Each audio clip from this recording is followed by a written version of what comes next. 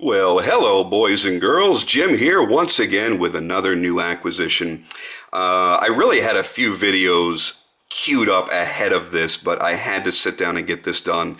I just received this knife yesterday. I posted a whole shit ton of pictures on Instagram. A lot of people are demanding video. So, very quickly, we're going to get this done. I'm not going to go into a lot of detail because I've done a lot of videos on Robert Carter. I've done a couple of videos on the F16, which is what this model is. So I just want to kind of give you a look at it and a comparison to a couple of other F16s and help give you an idea of why this knife is so special. So once again, this is the Robert Carter F16, and it is, as you can see, is a full Timascus frame lock. So that means, yes, even the lock side is done in full Timascus. Instead of doing a Timascus presentation side and keeping the lock side titanium, I decided to go this route. This was something that Rob and I have been working on for quite a while, actually. And I've had a wonderful relationship with Rob. I love the guy. I think he's just fantastic and one of the most gifted young makers out there, as obvious from the previous videos that I've done. And I've had a couple spots on his books for a long time, and I wanted to use my second spot for something a bit dressier. This was my, my first knife that he built for me, my original F16 in the flipper variation. You guys might have already seen the video on this with the 220 thou thick blade, very substantial. Love this knife to death. But I knew I wanted this one to be dressy. So I think I kind of blew his mind with the requests, but he jumped on it immediately. I was very fortunate with the fact that he allowed me to spec it out the way I wanted to and to have some input on my detail work. And then I let him go from there to see what crazy shit he was going to do. And as always, he surprised me. So the first thing was to pick out the Timascus. We picked out the Timascus together, and the week that we were making the selection, it wasn't really coming together. I was like, well, you know, I like that, but it's not all that great. I really want a nice wavy pattern. I don't want something random. I don't want a raindrop pattern. I really kind of want to have this wavy look. And the very next day, early in the morning, I get a text message that woke me up, and Rob's like, you have to see the new stuff that Alpha Knife Supply just uploaded. And this was one of those particular patterns. Unfortunately, right now, I cannot remember the name of the pattern, but I fell in love with it. I said, yes, please buy that. Is that thick enough for what you need? He said, yep. And he ordered it right away. So the Timascus came out absolutely amazing. Another request that I made was that the blade steel be Chad Nichols CTS-XHP core San Mai, and that I wanted it done in a two-tone where the flats were done in a satin finish. I only wanted the drippy San Mai look to be on the bevels, and he nailed it. He did a fan-freaking-tastic job. I wanted to have the thumb stud variation instead of a flipper this time, and I wanted my thumb disc. I'm sorry, did I say thumb stud? My apologies. Thumb disc variation. And I wanted my thumb disc done in Timascus. He, of course, did that. And I have a very specific request for my clip. Now, he did do it, but he wasn't happy with the overall execution. So, for the meantime, he has given me this Timascus clip just so that I had a way to carry this. In a couple of weeks, he's going to get in more material, and I'll go ahead and tell you what it is. We are basically doing the pocket clip exactly like this. It's going to be in the same exact XHP core San Mai. It's going to be the exact same shape as the blade. It's going to be hollow ground here and here to give the look of the same grinds on the blade. I did post a picture quickly on Instagram when he had first finished it, and we thought it was going to be okay. Then I took it down when he texted me and went, no, I'm not happy. I want the chance to redo it and make it perfect.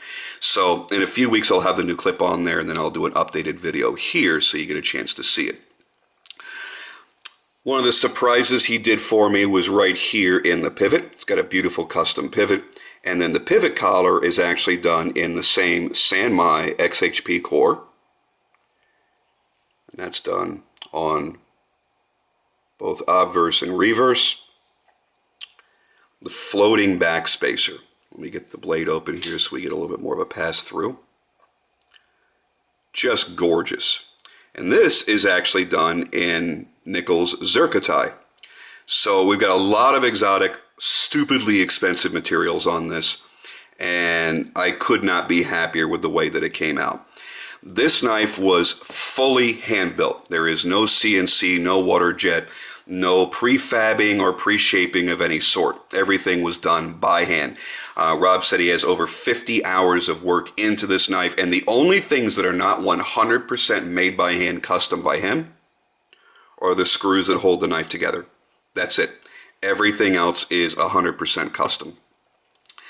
Now let me show you a quick comparison against a standard F16, my other custom F16, and this one. First off, you're going to see some noticeable differences in the thickness. Lay my baby right there in the center. My Zebra is going to be substantially thicker, and that was the goal of that particular knife. And here is your standard variation of an F16. It's a slimmer knife that's much more easy to carry for a lot of people. These are very thick and very bulky. I don't mind that. Some people might.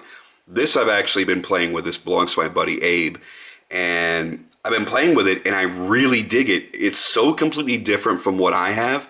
It's so lightweight and so cool, so slim. Now, the other differences, obviously, this has a much more basic finish. I'm going to get that out of the way for right now. But everything else is going to remain the same. Same basic configuration as far as the shape of the handles, the clip placement, even the pivots. And this one costs substantially more than this one, but a lot of the things do remain the same. Now, with mine, I have a very, very snappy action, ridiculously smooth. And even with this, which as I mentioned costs substantially less, holy shit. Not quite as smooth on the action. This is an older model. The detent is flat out perfect. It is a rocket. It just speeds out of the frame. Now I have a completely different grind on mine, and then obviously all the carving that was done into it. I really like the compound grind the way this has been done. And that's a little bit more close to what we have here as well. So we actually have 3 different grinds here.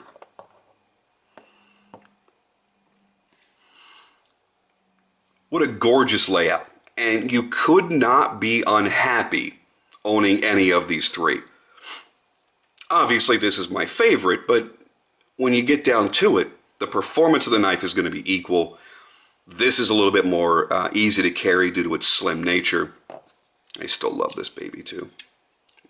Now here's something quite interesting.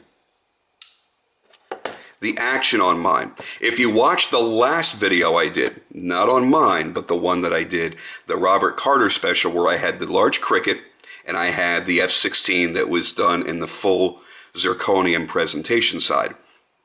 And I mentioned to you how insanely smooth that knife was, that it was even smoother than my flipper. When Rob boxed this up and sent this out to me, he says, I got to tell you, this is the silkiest, smoothest action I've ever done. I said, really? Even smoother than the zirconium? He's like, yes. He goes, I think you're going to be surprised. Now, it's not a night and day difference. I want to make that clear. But it is just noticeable enough. But here's something that I found very interesting about it. I don't know if my microphone is even going to pick this up.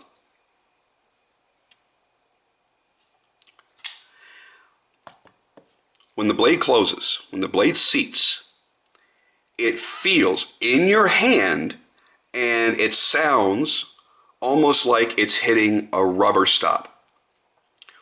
It's not like metal on metal contact on that internal stop pin. And I texted Rob last night. I said, I don't know how the hell you did it, but it feels like the blade is dropping down and coming to rest on a piece of rubber. He says it was a complete fluke, complete mistake. When he was doing the banana slot, he says, my rotary table wasn't down to the hundredths of a thousandths of an inch that it needed to be. So when it got to the end of that slot, it was a little bit off from the rest of the slot. And he says what that's doing is it's engaging a little bit differently. I said, well, shit, dude, you got to do all of your knives like that because this feels like fucking magic. He says, I can't. There's no way I can replicate that. He goes, it was off in its tolerances, and who knows, in what direction that's going to go into next time. Even when I try slamming it closed, it doesn't make that metallic sound. So you can hear that here, especially if I slam it down. You should hear that here.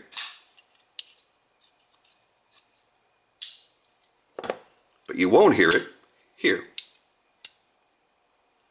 It's a softness. It's something that I'm having a very hard time putting into words. Overall, this thing is absolutely exceptional. And it shows the level of quality that Rob is able to display. Now again, Rob is 30 years old. He's a very, very, very young knife maker. His work ethic is incredible. His talent is nearly boundless. He's only been doing this for a couple of years, guys. And this is the level of product that he's already putting out. Everything is contoured and rounded, beautifully done. He hand ground that zircotite and put swedges into it because he wanted as much detail in this knife as humanly possible. Now, I don't know for sure, but I think this is one of the most expensive knives that he's ever built. This is about $2,000 right here. Now, I actually sent him $1,000 up front just to cover all of the insane materials that I was asking for. And with 50 hours worth of work into it, the beauty that's represented here, I think that I ended up getting a bargain. Overall, this is one of my favorite knives already. It's just something that I feel I'm going to treasure forever. I don't really see a time that I'm ever going to let this go. As a matter of fact, this is probably going to go to one of my two sons. It's one of those knives that once you've handled it, once you've touched it, once you've seen it, and once you've made those comparisons to the other models, whether it be a fairly basic variation or another custom variation, even just something as simple as the backspacer. When you feel the action, when you feel the detent, when you feel all of the contouring and rounding that have been done on this knife, it's mind-blowing. And I can't thank Rob enough. Yep, it was a long wait. Totally friggin' worth it. And I can't wait to see what he's going to do next. So there you have it, guys. It's a rather short video this time around, only because I've covered Rob so extensively in the past. Please do check out the other videos.